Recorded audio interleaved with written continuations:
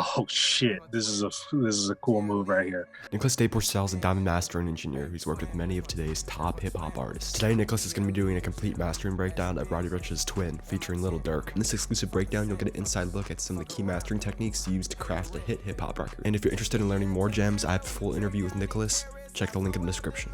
Without further ado, let's get right into the breakdown. All right, breakdown, Twin by Roddy Ricch and Lil Durk. Turn the beat down with the bass, crazy. Twin, that's my twin. Twin, that's my twin. GLE, matching Benz. Hey, twin, that's my twin. That's my twin. That's my twin. GLE. All right, so we have an amazing mix here from Ali and Cyrus. Basically, what we wanted to do is, so this song, the 808, crazy. The vocals are crazy. We wanted to obviously make it as loud as possible, but we also want to make it as tight sounding as possible, and give it some just like some elements to polish it up. So this is a technique that I do to control peaks. And so what we've done here is we started with this file. Let's look at the normalization down here. So you can see this file, it has about 0.3 dB of headroom when we hit the normalize button. What we've done, we've taken it down to negative 0.9 dB. So we're giving ourselves a little bit of headroom to do some limiting here. And why I'm using the L2, specifically the Pro L2, is to not bring out a ton of detail. So the cool thing about the L2 is it retains like a good low end punch, especially in this modern mode, without bringing out too much detail. And this is good for 808s that sound like this, because it masks some of like the unpleasant stuff. So when we talked about in our interview earlier, like we don't want to bring out the stuff that may not sound super musical while accentuating the musical stuff. This is what we're doing here. So we're just catching peaks. This is turned up to 2.2. So if you do the math here, we're doing based on our normalization down here, we're doing about 1.3 dB of limiting max. And so you can see what's happening on these little peaks that are sticking out. You see this like little peak right here, this little peak. It's going to catch these peaks and it's going to reduce the dynamic. Draped down in Paris, I flew out to London to blow it back at Harrods. I shut down the currency exchange. Across the street from my hotel. Bought every fragrance you can see. So when I walk by, you can smell. So in that entire duration, that only acted on 2 peaks. I've taken off true peak limiting. I've timed this to the tempo of the song. You can see how I do that on some of my TikToks. So attack and release or time the tempo. And then we've reduced the channel link transients to let things kind of not be processed all at once in here while we're catching those peaks. And then we've set a ceiling of negative 6.5 dB. And I don't recommend that, like if you're on any other setup but mine. But the reason I do this is because that's kind of my sweet spot in my analog chain, which is why I do that. Then we're going into some slight compression. So we're only using this dynamics part of this SSL 9000J, the Plugin Alliance version. And we've set our threshold to, I believe, negative 0.1. And then we've kept the release the same at 25. Brought the ratio down to probably 1.5. Yep. And then turn the true harmonic distortion all the way off. It usually comes on analog. And what that does is it creates slight variations between channels, which, is a characteristic of analog stuff. So like the hum or the buzz of channel 1 will be different than channel 2. And so it creates this like illusion of separation. I didn't really want that because I'm going to run it through analog anyways, and it's going to get that again. So the reason I'm running it is in digital is to keep it as tight sounding as possible instead of like kind of messing around with the stereo image. Here we have my favorite digital EQ, the Weiss. Oh shit, this is a cool move right here. We're actually on the tonic of a kick where that kick hits, and I can't tell you right now what note this is specifically. I'm sure I checked it before, but we're at 185 hertz. Actually, fuck it. Let's go over to the Carnegie Hall chart over here. 185 hertz.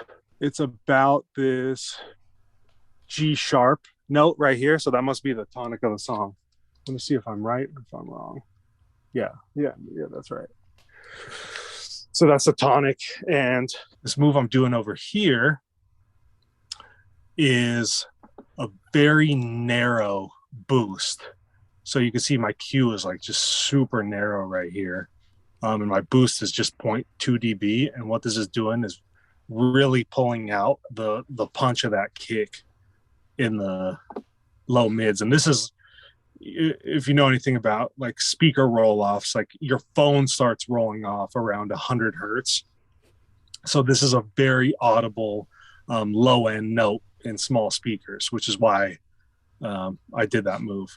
And then here, we're just giving it some slight presence, so 0.3 dB boost at around just under 4K, which is bringing out some of the presence of the vocals. Draped down in carrots, I flew out to London to blow it back at Harris. I shut down the currency exchange. Across the street from my hotel. Bought every fragrance. So this move is super noticeable in the low end when the kicks go boom, boom, boom. You could really like feel it punching through. Out into the analog chain now at this point. Let me flip my camera. Yep, there we go. And so we come out of everything from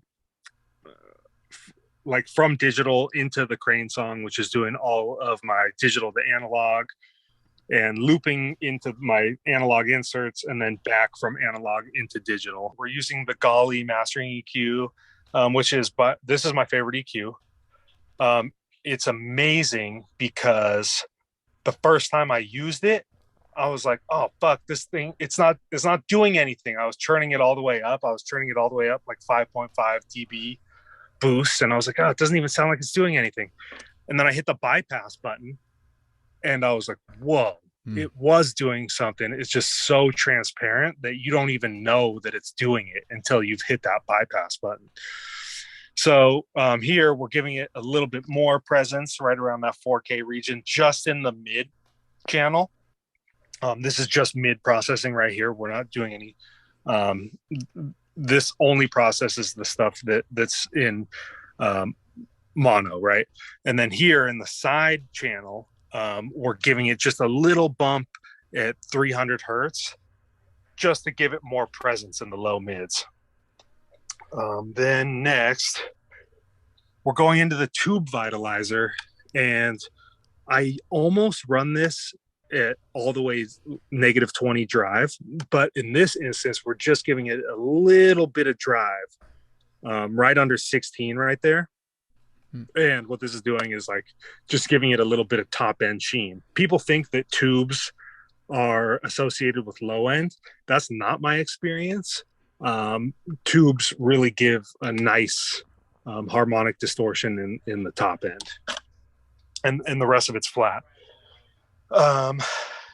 Okay, then we're going into the Crookwoods mid-side processing unit, and we're just turning up the sides by +1, which I don't even know what that equates to in dB or anything. It's just like the setting of this unit. And then from there, we're going into the Better Maker, which I don't know if you can see the connection, but remember we set our output of the Pro L2 to -6.5. Well, look, we're bringing this up 6.5, and that's usually kind of the case, like to keep it as transparent as possible while maximizing the sound.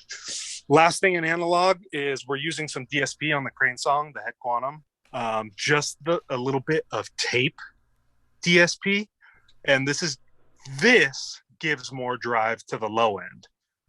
So this kind of rounds out the peaks so that they sound musical and nice when they punch through, while giving us a little bit more presence. Okay, now let's go back into digital. So in our input channel, I've left a little bit of headroom in the analog domain so that I could do more processing. So this is coming back into a BX XLV2, and I'm centering some low end right here. I'm driving some low end in this mid-low region. I've actually set the crossover up here to capture the tops of the 808s, so that the low end is being driven equally across that entire 808. This is just giving some real nice warm rumble to the record. I had a question about that BX plugin. I know you made the low end mono. Is that something you always do? Is that like a rule of thumb? Just make for most of the time? No, it not at all. It's in here. I can hear the really low end because the speaker system's obviously full range. So what this is doing is it's really tightening up and centering the low sub so that it just sounds super tight. And for this record, around 50 hertz worked. Usually I'll slide it. Like this just happened to land on 50 hertz, I guess. But I'll slide it until I hear it sounding how I think it should sound. Depending on the stereo information, this will like offset the left and right channel. So be very careful. Use an RMS meter if you can while working this. That's how I can tell if this is doing damage in a lot of cases. And then into our newfangled limiter, I'm using the adaptive gain section to just give 0.2 again to that 808. And this is again creating that really big, low, warm 808 that you can hear in the song. And again, just 2.5 dB of limiting, a slight ceiling, negative 0.4. Am I using the clipper at all? No, I'm not. And then Ozone 10, love this plugin. I'm using it in modern mode here because again, like we don't want to get all that detail. It looks like I had auditioned the crisp mode because this isn't a default setting. But I don't think that I liked what I was hearing. So I went back to modern. This is less detailed in the top end, but makes the low end a lot more pronounced.